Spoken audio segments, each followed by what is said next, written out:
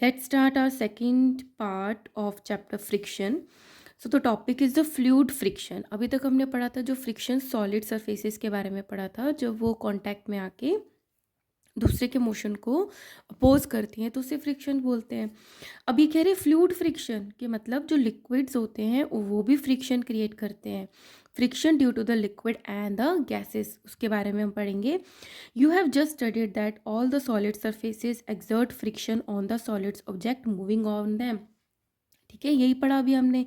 Even liquid and gases exert friction on the solids object moving over them, कि जो liquid और gases है वो भी सॉलिड पे फ्रिक्शन क्रिएट करती हैं जो कोई सॉलिड ऑब्जेक्ट जो है उनके ऊपर मूव करता है और मूविंग थ्रू देम, या लिक्विड के बीच में से या गैस के बीच में से मूव करता है तो उस सॉलिड पे गैस और लिक्विड जो है वो फ्रिक्शन क्रिएट करती हैं। And this is called the fluid friction. So liquid and the gases, fluid friction में दोनों आती हैं, liquid and gases however exert lesser friction as compared to the solid surfaces। अब जो ये फ्लूइड फ्रिक्शन है ये सॉलिड की वजह से जो फ्रिक्शन क्रिएट करती हैं उससे कंपैरिजन में ये कम क्रिएट करते हैं फ्रिक्शन, सो लेसर फ्रिक्शन क्रिएट करते हैं। The frictional force exerted by the fluid is also called the drag. जो फ्रिक्शन फ्लूइड्स क्रिएट करते हैं उसको और क्या बोल देते हैं, ड्रैग बोल देते हैं। Now come to the friction due to water, water की वजह से friction. When a person swims in water the water opposes its motion. कोई पर्सन पानी में स्विम करता है तो जो वाटर है उसके मोशन को अपोज करता है, रोकता है उसको। This is because the water exert a force of friction on the swimmer. और वो अपोज क्यों करता है उसकी मोशन को, क्योंकि जो वाटर है वो फ्रिक्शन क्रिएट करता है जो स्विम कर रहा होता है in a direction opposite to his motion. अगर वो इधर मूव कर रहा है पर्सन तो जो इसका फ्रिक्शन लगेगा फ्लूइड फ्रिक्शन वो अपोजिट डायरेक्शन में लगेगा। ठीक है, the special shape of a body और an object around which fluid can flow offering the minimum friction is called the streamline shape. एक स्पेशल शेप जब वो पानी में आगे मूव करती है जिस पे सबसे कम फोर्स ऑफ फ्रिक्शन लगता है फ्लूइड का, ऐसी शेप जो पानी में मूव करती है तब सबसे कम फ्रिक्शन लगता है, उस शेप को बोल देते हैं स्ट्रीमलाइन शेप। अब जिस स्ट्रीमलाइन शेप क्या है, आगे से बिल्कुल शार्प, इस तरीके से, इसी तरीके से बोट्स होती हैं। तो इसी तरीके से आपने कभी स्विमिंग सीखी हो तो आप आगे जाके अपने हाथों को आगे जोड़ लेते हो, है ना। तो ये इसीलिए ताकि स्ट्रीमलाइन शेप जो है वो बन जाए और मिनिमम जो फ्रिक्शन है फ्लूइड फ्रिक्शन वो आप बियर कर पाओ, तो अपोज भी कम करना पड़ेगा आगे मूव करने के लिए। In nature the bodies of the fishes are streamlined, देखो इसकी बॉडी स्ट्रीमलाइंड है, so that they experience least amount of friction in water. Bodies of the ships and the boats are made streamlined so that they experience the less friction while moving through the water। क्योंकि friction का oppose करने के लिए energy लगानी पड़ेगी तो वो wastage of fuel है। Okay, let's do friction due to air. Air भी क्या है, वो फ्रिक्शन डालती है मूविंग ऑब्जेक्ट पे। The air exert a force of friction in all the object which move through it. सारे के सारे ऑब्जेक्ट जो उसके थ्रू मूव करते हैं एयर के थ्रू, उसके ऊपर भी जो एयर है वो फ्रिक्शन का फोर्स डालती है and opposes their motion. But the friction of air is so small that we are not able to experience its effect easily. But वो जो फ्रिक्शन का फोर्स है वो इतना कम होता है कि हमें इजीली फील नहीं कर पाते कि हाँ हमें कोई मोशन को, हमारे मोशन को कोई अपोज कर रहा है। In nature the body of the birds are streamlined such that they experience the least amount of friction in air. तो इसी तरीके से आप कंपेयर करोगे तो देखोगे कि बर्ड्स की जो बॉडी है वो भी स्ट्रीमलाइंड होती है ताकि उनको एयर की फ्रिक्शन कब सबसे कम फील हो। The bodies of the aeroplanes and the bullet trains are streamlined, वो भी आगे से शार्प होते हैं so that they experience the less friction while moving through the air, right. So friction is a necessary evil. इसका मतलब क्या है कि फ्रिक्शन ज़रूरी भी है लेकिन हमारा दुश्मन भी है, बहुत नेसेसरी एविल है, चाहिए भी और नहीं भी चाहिए। अब ये क्या बात हुई, friction plays an important role in our daily life. In some cases friction is useful to us and we can not do anything without it. अब देखो ये नेसेसरी क्यों है, कह रहे हैं कि फ्रिक्शन जो है हमारी लाइफ में बहुत नेसेसरी है क्योंकि इसके बिना हम बहुत सारी चीज़ें नहीं कर पाएंगे। क्या नहीं कर पाएंगे, at the same time it is an evil, और सेम टाइम पे ये एविल भी है, दुश्मन भी है in some cases because it result in the loss of energy. क्योंकि जैसे मैंने अभी बताया कि जो हमारी बोट्स है वो स्ट्रीमलाइंड होती हैं, अगर वैसी ना हो तो फ्रिक्शन का फोर्स जो उसको अपोज करने के लिए एनर्जी लगानी पड़ेगी, तो वेस्टेज ऑफ एनर्जी है, तो हमारे विल भी है, पैसा भी खर्च होता है। And wear and tear of the surfaces, हमने देखा था कि जो मशीन्स होती हैं उसमें जो पार्ट्स होते हैं जब वो मूव करते हैं तो फ्रिक्शन की वजह से वियर एंड टीयर होता है सरफेसेस का, तो हमारा लॉस भी है। So friction is a necessary, evil ज़रूरी भी है और हमें बहुत नुकसान भी पहुंचाता है। अब बात करते हैं फ्रिक्शन इज नेसेसिटी, कब फ्रिक्शन की बहुत ज़रूरत है। Advantages of friction, frictions play a very important role in our daily life. First, help us to walk, इसी की वजह से हम वॉक कर पाते हैं।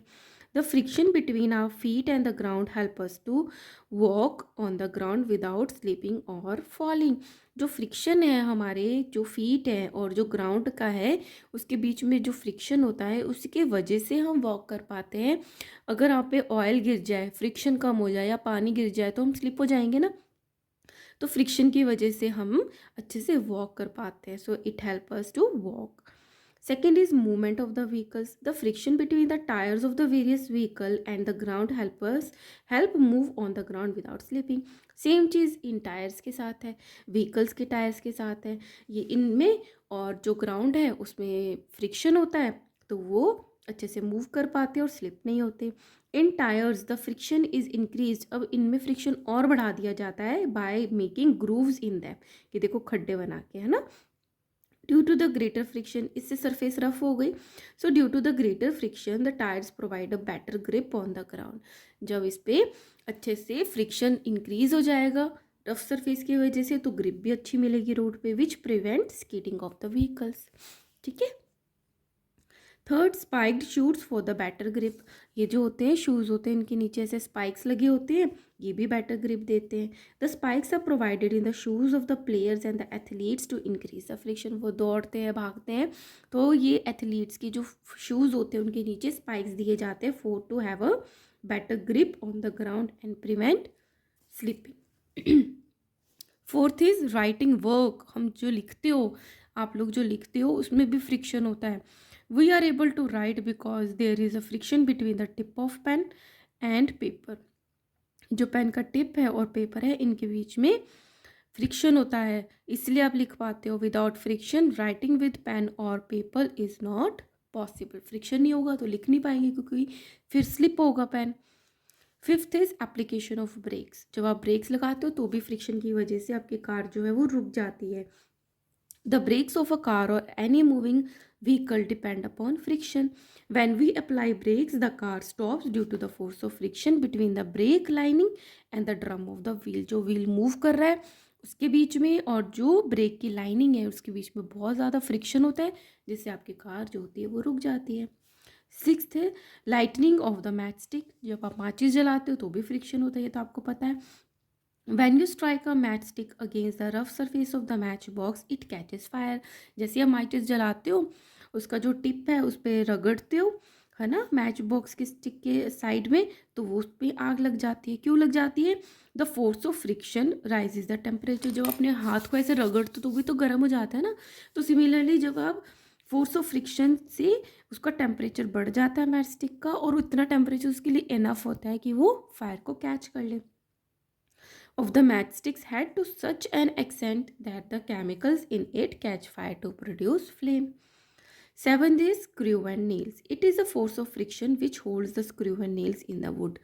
वुड में आपने लगा दी एक स्क्रू, वो बाहर क्यों नहीं आती? क्योंकि फोर्स ऑफ फ्रिक्शन जो है दीवार की या वुड की उसको होल्ड करके रखती है, जिससे वो अपोज करती है उसके मोशन को।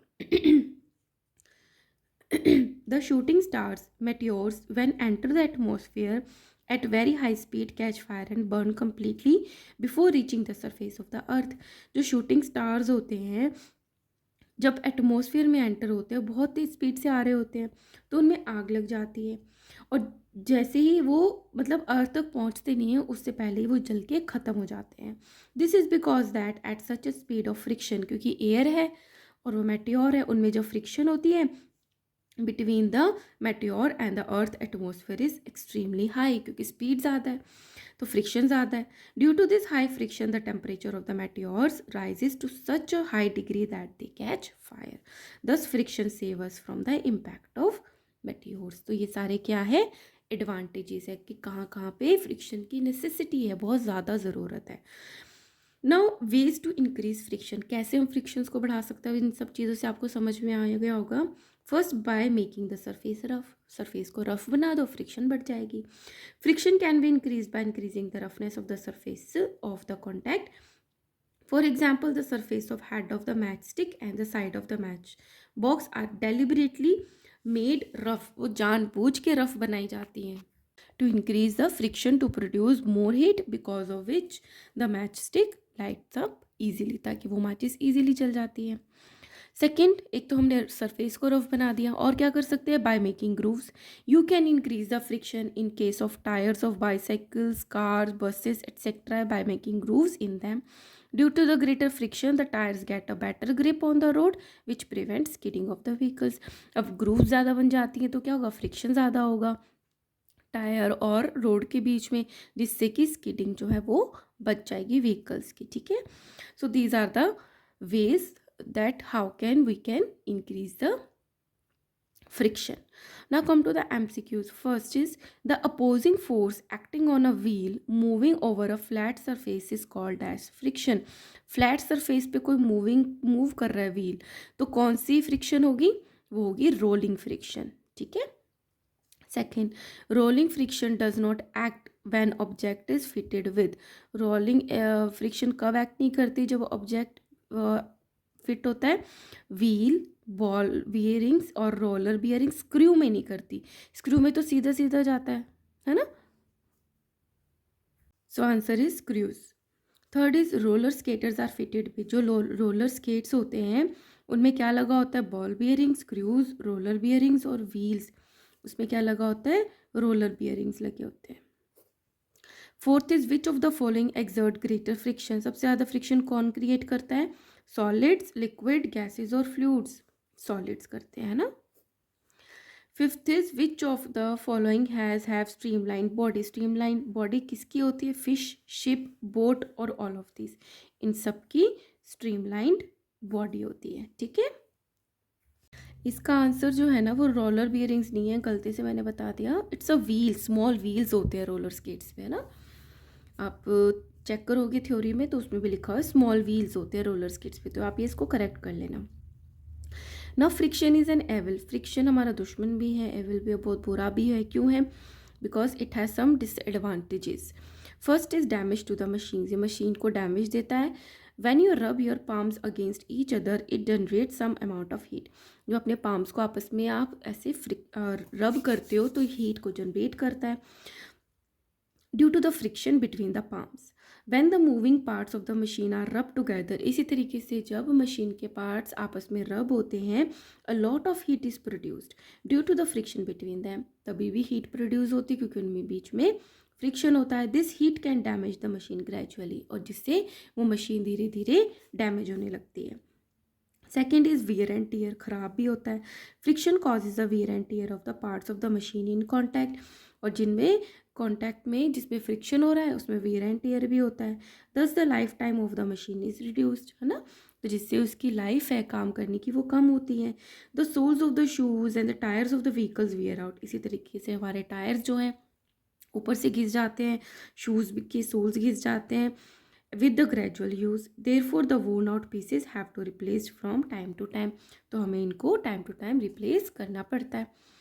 Third is loss of energy. Friction always opposes the relative motion between the two objects in contact. Friction का मतलब ये फोर्स तभी लगता है जब वो उसके दूसरे के फोर्स को अपोज करती है. Therefore extra energy is spent overcoming the friction. तो उस फ्रिक्शन को ओवरकम करने के लिए, कुछ करने के लिए उससे ज़्यादा हमें एनर्जी की ज़रूरत पड़ती है. This friction involves an expense of energy. और उसी की वजह से, इस फ्रिक्शन की वजह से हमें एनर्जी का खर्च करना पड़ता है, एक्सपेंस करना पड़ता है. For example, as much as 10% of petrol burned in a car is use to overcome the friction in the engine. Just engine को 10% ज़्यादा फ्यूल को लेना पड़ता है ताकि उस फ्रिक्शन को ओवरकम कर पाए. Thus it increases the expenditure on the fuels. Fourth is reduces the efficiency of the machines, ये मशीन्स की एफिशिएंसी को भी धीरे धीरे कम करता है. How? Some of the force applied to run a machine is wasted in overcoming the friction between its moving part. क्या होता है कि जो पार्ट्स जो हैं जिनके बीच में फोर्स लग रहा है, फ्रिक्शन हो रहा है, तो उसमें क्या होता है, जो फोर्स लग रही है तो क्या हो रहा है, उससे ज़्यादा लगानी पड़ रही है between its moving part. This reduces the efficiency of machine, क्योंकि उसको फोर्स ज़्यादा लगाना पड़ रहा है तो एफिशिएंसी कम हो रही है. For this reason the efficiency of any machine is always less than 100%. 100% वो काम ही नहीं कर पाती, क्योंकि फ्रिक्शन को ओवरकम करना पड़ता है, तो फ्रिक्शन ही उसको रिड्यूस कर देता है उसकी एफिशिएंसी को, है ना. So it causes a reduces in the efficiency of machine. Right. अभी हमने पढ़ा था how to increase friction. Now ways to reduce friction, कैसे कम कर सकते हैं. It must be noted that we can reduce friction but can't it zero. हम फ्रिक्शन को कम कर सकते हैं, उसको ज़ीरो तक नहीं लेके जा सकते. Following are the some ways to reduce friction. First is by lubricating, lubricate करके. How lubricate? The substances which reduce the friction are called lubricants. ये लुब्रिकेंट क्या होते हैं? वो वाले सब्सटेंसेस जो कि फ्रिक्शन को कम कर देते हैं, उनको हम लुब्रिकेंट्स कहते हैं. बाय यूजिंग अ लुब्रिकेंट कैसे हो गए? फॉर एग्जांपल ऑयल और grease. Friction can be reduce, जिससे फ्रिक्शन जो है वो कम हो जाता है. When a lubricant is applied between the moving parts of a machine, a thin layer is formed there and moving surfaces do not directly रब each other. अब lubricant क्या है? दो मूविंग पार्ट्स है, जैसे ये और ये है, इसके बीच में एक लेयर बना लेता है ना, ऑयल और ग्रीस का, आपको पता ही है. तो जिससे जब ये आपस में मूव होंगे, ये आपस में एक दूसरे को टच नहीं कर पाएंगे और रब नहीं कर पाएंगे, जिससे वेयर एंड टीयर नहीं होगा. Right. So it फिल्स up the irregularities of the surfaces. तो ये कैसे काम करते हैं? जो इरेगुलरिटीज होती हैं उनमें फिल हो जाती है सरफेसिस की, एंड मेक देम स्मूथर, जिससे सरफेसिस स्मूथ हो जाती हैं. Interlocking of the irregularities is avoided to a great extent and the movement become smoother, जिससे मूवमेंट कम हो जाता है. Talcum powder is a dry lubricant. ऐसे जो पाउडर होता है टेल्कम, वो ड्राई लुब्रिकेंट होता है. Since the powder reduces the friction, a coin travel much faster on a powdered carrom board than on an unpowdered carrom board.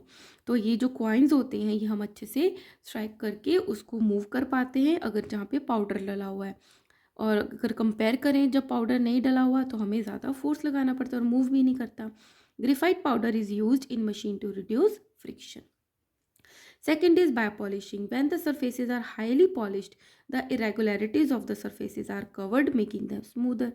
जब जो surfaces है उनमें हम पॉलिश कर देते हैं, तो irregularities जो होती हैं वो कवर हो जाती हैं और स्मूथ हो जाती हैं.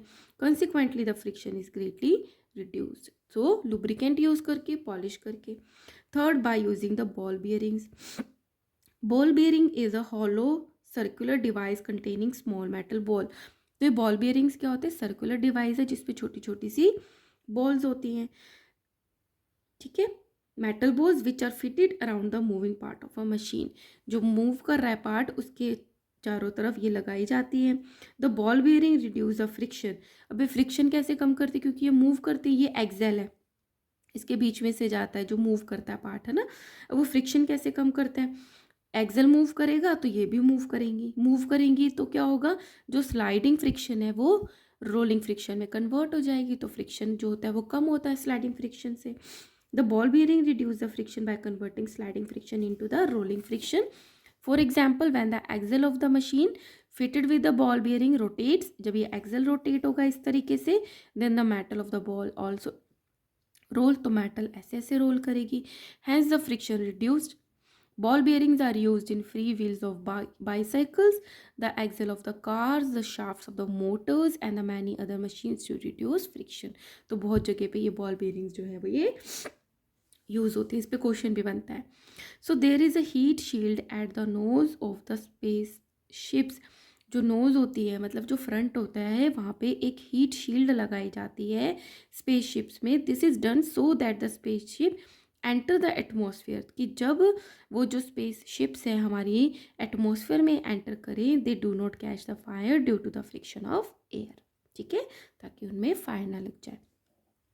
Fourth, by using the rollers and the wheels. तो हमारे जो बड़े बड़े बैग्स होते इतने हैवी हैवी, उनके नीचे रोल लगाए तो हम कितना इजीली उसको कैरी करने की ज़रूरत ही नहीं है, मूव कर पाते हैं, पता ही नहीं चलता, फील ही नहीं होता कितना वेट भरा हुआ है उसमें। You have just learn that many heavy objects like the big suitcase are provided with the small wheels called the rollers to reduce the friction so that they may be carried easily by the pulling, ताकि हम उसको अच्छे से pull कर पाए easily. Fifth is by streamlining. Shape ऐसी बना दो फ्रंट से तो क्या हो जाएगा, जो फ्रिक्शन है वो रिड्यूस हो जाएगा। You have also learn that the bodies of the car, aeroplane etcetera are streamline to reduce the air friction. Similarly, the bodies of the boats and the ships are streamlined to reduce the friction of the water. ठीक है, so science in life, the wheels of the train as well as the tracks on which they run are made up of steel. जो wheels हैं train के और जो tracks हैं वो कहाँ पे रन करते हैं, जहाँ पे वो स्टील की बनी हुई होती है। This reducing the roller friction and trains run very fast. तो स्टील की थोड़ी स्मूथ होती हैं तो स्पीड भी बड़ी रहती है और रोलर फ्रिक्शन भी और ज़्यादा कम हो जाता है। So here we have completed this chapter. In next video I will upload the question answer of this chapter guys. If you like my videos, kindly like, share and subscribe. Thank you.